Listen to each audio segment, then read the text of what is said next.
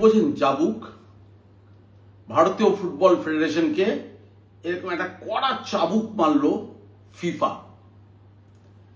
যেভাবে চিঠির প্রতিটি ছত্রে ছত্রে অপমান করেছে আমাদের ভারতীয় ফুটবল ফেডারেশনকে, একজন ফুটবল সমর্থক হিসেবে লজ্জায় মাথা হেট হয়ে যায়।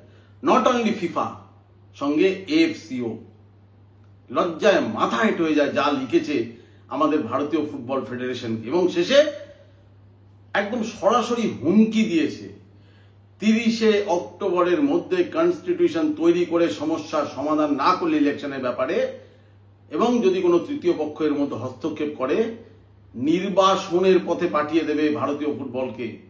যা আমি আগের ভিডিওতেই একটা বলেছিলাম, আশঙ্কা করেছিলাম যে ফিফা কিন্তু ক্লোজ মনিটরিং করছে। আপনারা আগের ভিডিওতে গিয়ে আমায় দেখতে পারেন আরেকবার। আমি বলেছিলাম ফিফা কিন্তু ক্লোজ মনিটরিং করছে কল্যাণ চৌবে অ্যান্ড কোংকে। যেভাবে কল্যাণ চৌবেরা ইচ্ছে করে কনস্টিটিউশন তৈরি না করে, কনস্টিটিউশনের ব্যাপারে কোনো আলোকপাত না করে, একবারও সুপ্রিম কোর্টের কাছে গিয়ে কোনো রকম সওয়াল জবাব না করে চেষ্টা চালাচ্ছে একটা ইন্টারিম কমিটিকে আরো 1 বছর টেনে নিয়ে যেতে, যাতে 4 বছরে কমপ্লিট করতে পারলে একটা টার্ম তিনি আবার ভোটে দাঁড়াতে পারেন। তার কাছে তো গদিটাই শেষ কথা, অর্থাৎ ভোটে দাঁড়ানো। কারণ স্পোর্টস বিলে আছে যে 4 বছর যদি একটা টার্ম কেউ কমপ্লিট করতে না পারে এক্সিকিউটিভ কমিটিতে, তাহলে সে আর ভোটেই দাঁড়াতে পারবে না।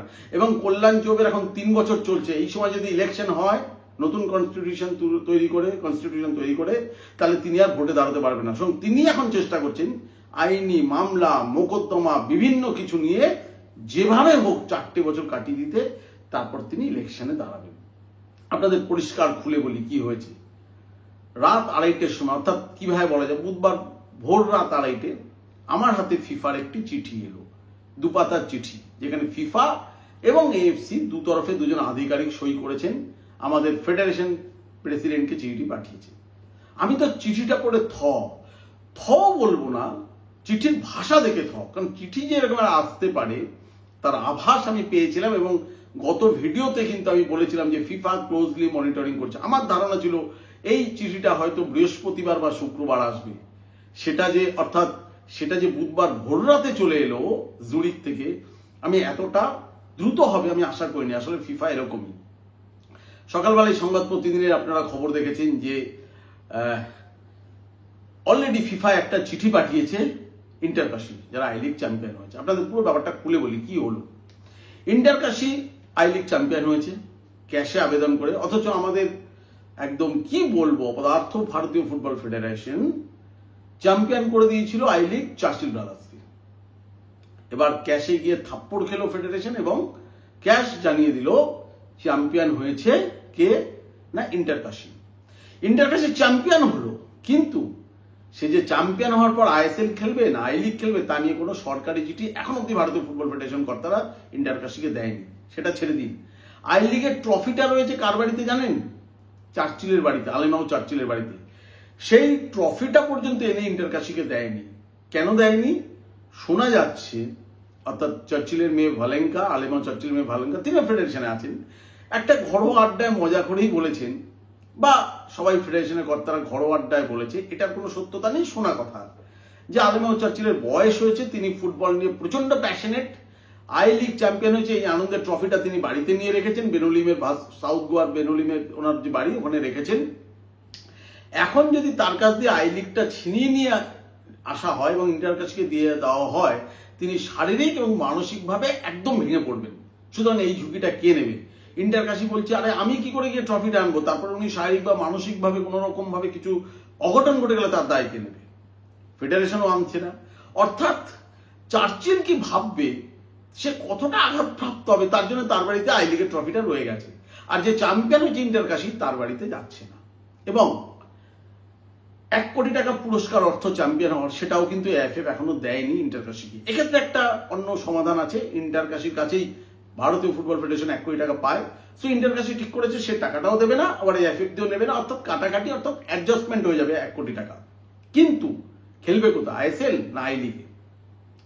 আজকেই বিকেলবেলা আবার এফএসডিএল এবং এএফএফ এর একটা মিটিং হওয়ার কথা, যেখানে একটা খসড়া মোটামুটি ভাবে হওয়ার কথা, যা 28 তারিখ সুপ্রিম কোর্টের শুনানিতে জানানো হবে যে হয়তো 24শে অক্টোবর থেকে আইএসএলটা তারা শুরু করতে চায়।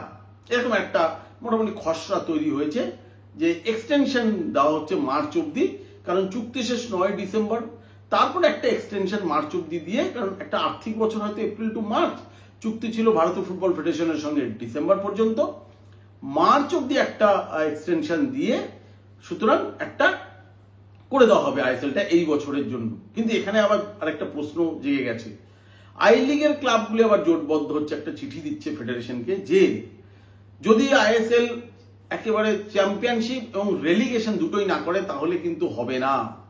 তারা যে কোর্টে যাবে নাকি কেউ জানে না।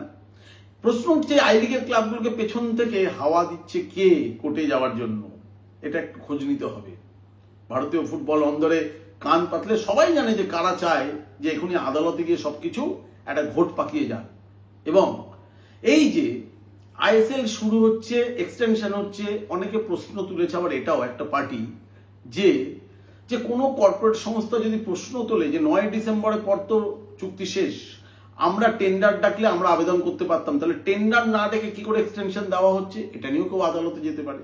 এবং ফেডারেশনের একটা অংশ চায় যে আদালতে গিয়ে এইসব আরো মামলা মোকদ্দমা জমে থাক, তারিখ পে তারিখ, তারিখ পে তারিখ। কারণ অফকোর্স সুপ্রিম কোর্টের প্রচুর দেশের গুরুত্বপূর্ণ, অনেক গুরুত্বপূর্ণ সমস্যা রয়েছে, যা নিয়ে কেস রয়েছে, সুতরাং খুব দ্রুত কোনো কিছুই তো সমাধান হওয়া সম্ভব না। এবং ফেডারেশন কর্তারাও তাই চান, কারণ এখন যদি ইলেকশনটা হয়ে যায় এবং কনস্টিটিউশন তৈরি হয়ে যায়, তাহলে কিন্তু কনস্টিটিউশন অনুযায়ী যদি ইলেকশন হয় তাহলে আর কল্যাণ চৌবে ভোটে দাঁড়াতে পারবেন। কারণ স্পোর্টস বিলে কি বলেছে যে পুরো একটা টার্ম, অর্থাৎ 4 বছরের একটা টার্ম হয়, তাকে যে ভোটে দাঁড়াতে চায় তাকে এক্সিকিউটিভ কমিটিতে থাকতেই হবে। কিন্তু এখন যদি হয়ে যায় কল্যাণ চৌবে সেটা 3 বছরের টার্ম। যদিও এতদিন ধরে ফেডারেশন কর্তারা বলে এসেছেন যে তারা তো ফিফার নির্দেশ মেনে 4 বছরের জন্য ক্ষমতা এসেছেন, 3 বছরে কি করে হবে। আর সেখানেই বড় একটা 82 শিক্ষার থাপ্পড় মাঝরাতে চিঠি পাঠিয়ে ফেডারেশনকে দিল ফিফা। কি লিখেছে ফিফা সেই চিঠিতে, আপনারা চিঠিটা দেখুন, আমি চিঠিটা স্ক্রিনে দিয়ে দিচ্ছি।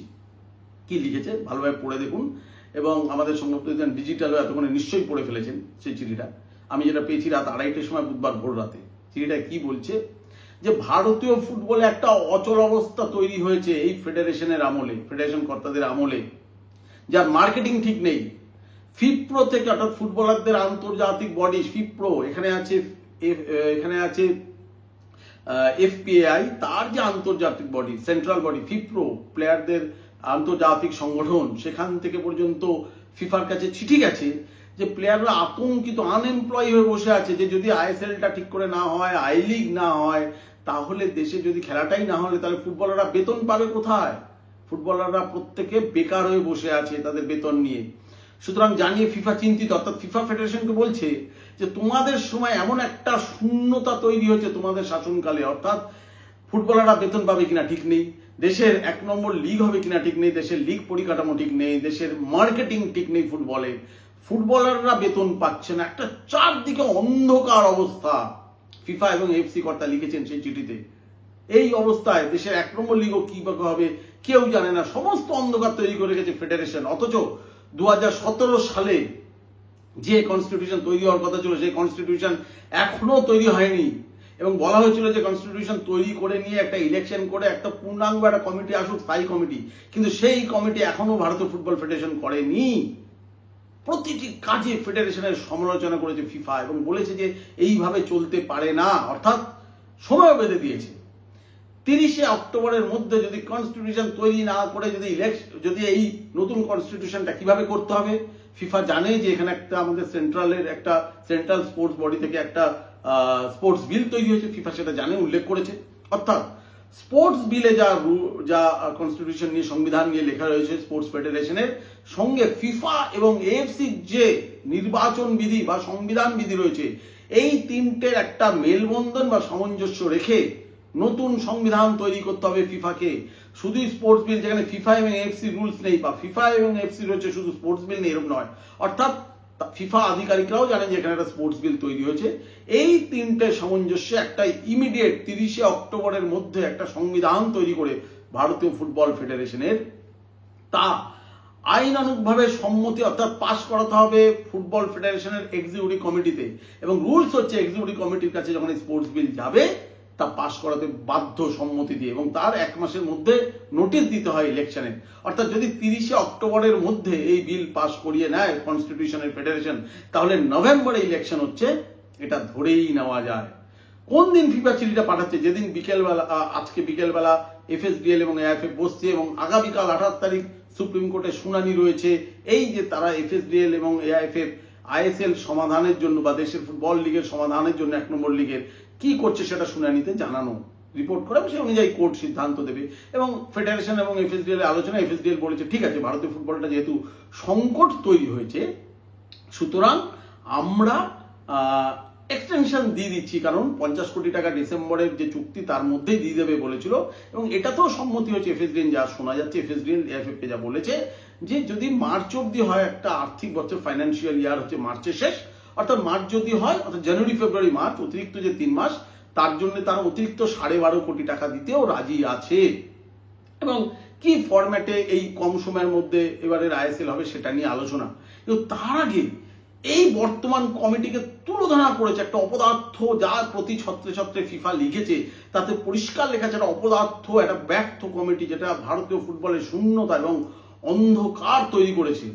এবং সঙ্গে কিন্তু হুমকি দিয়েছে যে ফিফা এবং এএফসি রুলস এবং স্পোর্টস বিল অনুযায়ী যদি সংবিধান না করে, যদি কোনো থার্ড পার্টি, তৃতীয় পক্ষ অযথা নাক গলায়, তাহলে কিন্তু ফিফা নির্বাসনে পাঠাবে দ্বিতীয়বার এই ভারতীয় ফুটবল ফেডারেশনকে। অলরেডি একবার আমরা নির্বাসনে পড়েছিলাম আন্ডার-17 মেয়েদের ওয়ার্ল্ড কাপের জাস্ট আগে, যে কারণে তড়িঘড়ি করে ইলেকশন করতে হয়েছিল। কিন্তু বলা হয়েছিল ওই সময় যে নতুন সংবিধান তৈরি করে ফিফা যেন ভারতীয় ফুটবল ফেডারেশন ইলেকশনটা দ্রুত হয়। 3 বছর হয়ে গেছে, সেই কিন্তু সংবিধান তৈরি হয়নি। এবং এই যে সুপ্রিম কোর্টের সংবিধান নিয়ে যে কেসটা চলছে, হিয়ারিং হয়ে গেছে, এখন রায়দানের অপেক্ষা। সেখানে একটা পার্টি, তো বড় পার্টি তো এআইএফএফ তো সওয়াল জবাব করবে সুপ্রিম কোর্টে যে আমাদের সংবিধানটা যেন হয়, সংবিধান অনুযায়ী আমরা নির্বাচন করতে চাই। এআইএফএফ ঠুটো জগন্নাথ হয়ে বসে আছে, যাতে চাইছেই যেন দ্রুত না হয় সমাধান। তাহলে কার লাভ? তাহলে লাভ হবে কল্যাণ চৌবের। কারণ এখন যদি সংবিধান হয়ে ইলেকশনটা হয়, তাহলে তো কল্যাণ চৌবে ভোটেই দাঁড়াতে পারবে না, কারণ তিনি একটা টার্মই পূর্ণ করছেন না। তিনি না renowned footballer like Baichung Bhutia আর বিজয়ন যে ভোটে দাঁড়াতে পারবেন প্রেসিডেন্ট হিসেবে, না তিনি 4 বছরে একটা টার্ম কমপ্লিট করছেন। এবং একটা টার্ম কমপ্লিট না করলে তিনি কিন্তু ইলেকশনটাতেই দাঁড়াতে পারবেন না। সুতরাং যা হচ্ছে যে ফিফার এই চিঠির পর 30শে অক্টোবরের মধ্যে এই কনস্টিটিউশন তৈরি করে কিন্তু ইলেকশনের দিকে এগিয়ে যেতেই হবে। অর্থাৎ যে স্বপ্ন যে 4 বছর আমি কমপ্লিট করবো এআইএফএফ এর গদিতে মসনদে বসে, সেটা আর হবে না, ফিফা আর হতে দেবে না। এবং সেই চিঠিতে সই করেছে ফিফার আধিকারিক এবং এএফসির আধিকারিক।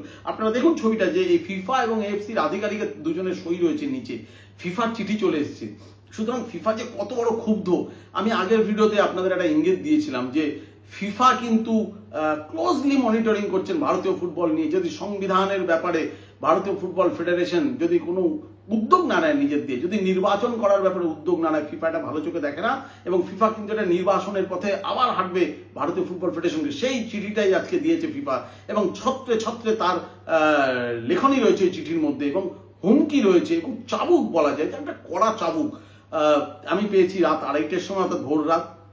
কল্যাণ চৌবেরা হয়তো এতক্ষণে পেয়ে গেছেন। সকালবেলাটা যে কি বাজে গেল ভারতীয় ফুটবল ফেডারেশন কর্তাদের। ভারতীয় ফুটবল সমর্থকদের জন্য অবশ্যই ভালো খবর যে অ্যাটলিস্ট সংস্কার হতে চলেছে, যে এই একটা নতুন কমিটি হবে, ইলেকশন হবে, তারপরে ইলেকশনে যে আসবে আসুক না, নতুনভাবে তৈরি হোক না, কিন্তু একটা ইন্টারিম কমিটি, একটা অস্থায়ী কমিটি ভাবে থাকতে পারে না। একটা সংবিধান হবে, তার ইলেকশন হবে, সেটাই তো হওয়া উচিত।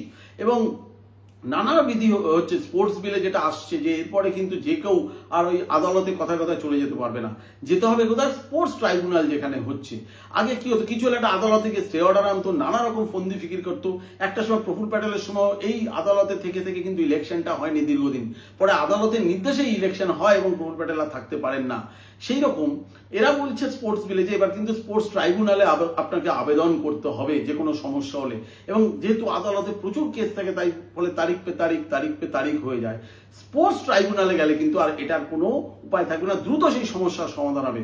এবং ইন্টারকাশি যেভাবে ফিফাকে একটা চিঠি দিয়েছে, আশা করা যাচ্ছে যে বিভিন্নভাবে ফিফার কাছে চিঠি যাচ্ছিল বিভিন্ন জায়গা থেকে, এবং ফিফা কর্তারা এতদিন ধরে ক্লোজলি মনিটরিং করছিল যে এআইএফএফ এর অপদার্থতা, দুর্নীতি, নানা রকম দুর্নীতির অভিযোগ রেগুলার ফেডারেশন প্রেসিডেন্টের বিরুদ্ধে, ফেডারেশন অফিসিয়ালদের বিরুদ্ধে। ভাবতে পারেন যে ফেডারেশনের যে সেক্রেটারি অনিল, তাকে পর্যন্ত সে চেয়ারের বাইরে রয়েছে কোর্টের নির্দেশে, যে নানা রকম অভিযোগ, দুর্নীতির অভিযোগ চলছে, তা ফিফার কর্তারা এতদিন ধরে দেখছিলেন। এবং তারপরে বিরক্ত হচ্ছে এই জন্য যে তারা কোনো কনস্টিটিউশনটাই তৈরি করছে না এবং সংবিধান না করে ওই একটা বিচারাধীন বিষয় বলে এড়িয়ে যাচ্ছে, কোনো রকম উদ্যোগ নেই এবং ইলেকশন করতে চাইছে না।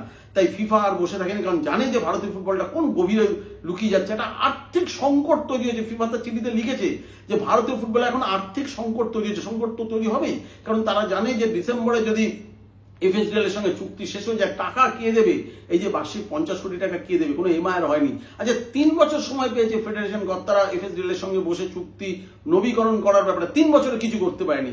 এখন বলছে বিচারাধীন বিষয়, কিন্তু এখন তো সুপ্রিম কোর্ট বলে দিয়েছে যে না, তোমরা আলোচনা করে আপাতত সমস্যার সমাধান করো। কিন্তু এফএসডিএল কিন্তু এমআইআর নিয়ে নতুন এই পুরনো কমিটির সঙ্গে কোনো আলোচনাই করতে চায় না। তারা একমাত্র ভারতীয় ফুটবলের সংকটের জন্য আপাতত আইএসএলটা এক্সটেনশন করিয়ে দেবে। কিন্তু একদিক দিয়ে ভালো হলো ফিফার চিঠিটা, যে এইবার আর নড়াচড়ার কোনো ফেডারেশনের জায়গা থাকবে না। হয় বাবা তুমি সংবিধান করে ইলেকশন করো, নাহলে নির্বাসনের মুখে পড়ো, যে কোনো একটা তো হতেই হবে, সংস্কার তো হতেই হবে ভারতীয় ফুটবলে। তো বুধবার কিন্তু ভারতীয় ফুটবলের জন্য, আজকে বুধবার কিন্তু একটা রেড লেটার দেয়। আমি কিন্তু আগের ভিডিওতে আবার বলছি, আপনারা গিয়ে দেখুন লাইভের আগের ভিডিওটা, যেখানে আমি বলেছিলাম ফিফা ক্লোজলি মনিটরিং করছে। এবং সকালে আমাদের আজকে সংবাদ প্রতিদিনে খবর আছে যে ফিফায় অলরেডি চিঠি দিয়েছে ইন্টারকাশি। একটা লোক, তাই সে ফুটবলের প্রতি প্যাশনেট, অসুস্থ হতে পারে, তার কাছে আই লিগ ট্রফিটা আনলে ভাবতে পারেন কত বড় অপেশাদার ভারতীয় ফুটবল ফেডারেশন কর্তারা। সেই জন্য চার্চিল থেকে আই লিগ ট্রফি এনে দেওয়া হচ্ছে না ইন্টারকাশি। এটা হতে পারে, এটা তো পাড়ার ফুটবলে হয়। কোনো পেশাদারি সংস্থা এরকম হতে পারে যে একটা লোকের বাড়িতে আই লিগ ট্রফি, এবং প্রতি পদে এরকম অপদার্থ হচ্ছে ভারতীয় ফুটবল ফেডারেশনটা আন্তর্জাতিক বডির কাছে। ইউনাইটেড ব্যাঙ্গালোর তারাও তো আই লিগের রেলিগেশন নিয়ে চিঠি পাঠিয়ে বসে আছে ক্যাশে। দেখুন সেটার আবার কি উত্তর আসে ক্যাশের তরফ থেকে। আর কত অপদস্থ হতে হবে ভারতীয় ফুটবল ফেডারেশন, যেই আসুক ক্ষমতায়। নতুন করে সবকিছু সংবিধান হোক, গণতান্ত্রিক উপায় হোক, অগণতান্ত্রিক উপায় কেন হবে? যার ফলে একটা এই ভারতীয় ফুটবলে একটা শূন্যতা তৈরি হয়ে গেছে। নতুন কেউ আসুক, হাল ধরুক ভারতীয় ফুটবলের, আমরা ভারতীয় ফুটবল সমর্থকরাও সেটাই চাই। নমস্কার। তবে একটা কথা, আমি হয়তো আজকে রাতে একবার লাইভে আসলেও আসতে পারি, রাত 10:30টার সময় আপনাদের সঙ্গে দেখা হবে। আরও একটা কথা এবং অনুরোধ, কারণ আমার ফলোয়াররা আমার পরিবারের মতো, আমার সঙ্গে একটা সম্পর্ক তৈরি হয়ে গেছে। আপনাদের যারা আমার ভিডিও ফলো করেন, দয়া করে সাবস্ক্রাইব করবেন। সাবস্ক্রাইব করলে আমি উদ্বুদ্ধ হব, সাবস্ক্রাইব করলে আপনাদের কাছে সঠিক সময় ভিডিও নোটিফিকেশন যাবে, আপনারা জানতে পারবেন ভারতীয় ফুটবলের কথা। আমি অনেক আন্দার কি বাত আপনাদের জানাই এবং সেটা আলোচনা করি, প্লাস মাইনাস দুটোর কথাই বলি। সো আমি চাইবো যে আপনারা যদি আমার ভিডিওটি ভালো লাগলে যদি সাবস্ক্রাইব করেন, তাহলে আপনাদের কাছে আরো নোটিফিকেশন যাবে, আমিও উদ্বুদ্ধ হব ভালো ভিডিও করার জন্য। আমার মনে হয় আপনারা আমার এই অনুরোধটি রাখবেন।